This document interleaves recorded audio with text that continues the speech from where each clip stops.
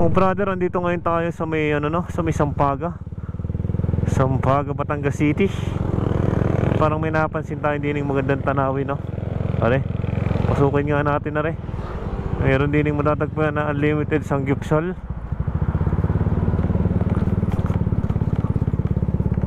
Ayan, parang pinakakalansing eh. Yun, kakaiba nga lang dito ang mga daanan, no? Ito, farm, sanggupsal. Ito pala yun. Meron silang mga taniman mismo, no? Yung siguro yung pinangpapaano nila sa kanilang mga tanim, sa kainan nila, no? Mga fresh ang gulay na inihahain nila dito. May mga taniman sila, oh, dito.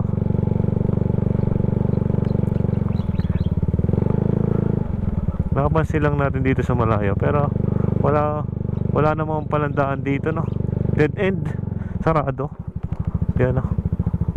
Halos wala palandaan dito.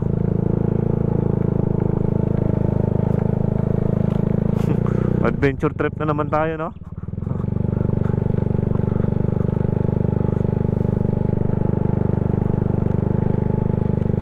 Dead end.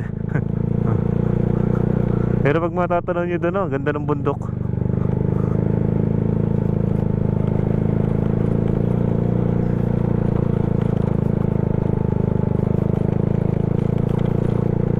Dito pala yung Sangyupan.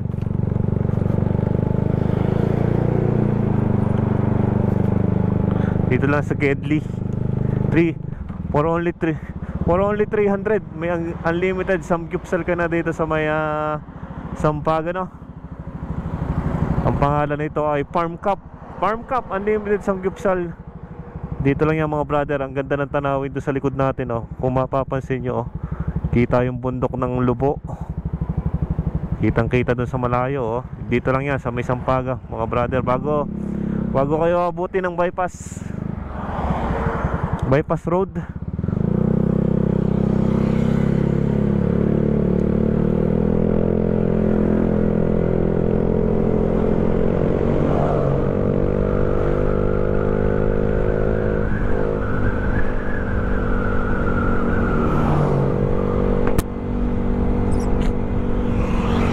Tara na, mga brother. Daanan natin na rin binapakpak din eh sa may Sampaga intersection. Papunta Sampaga, papuntang Libho at papuntang Balagtas na bypass. Yan, pinapaganda pa nila yung karsada dito, no? Bagong buhos pa. Yan, nakakapal ng pagkakabuhos nila.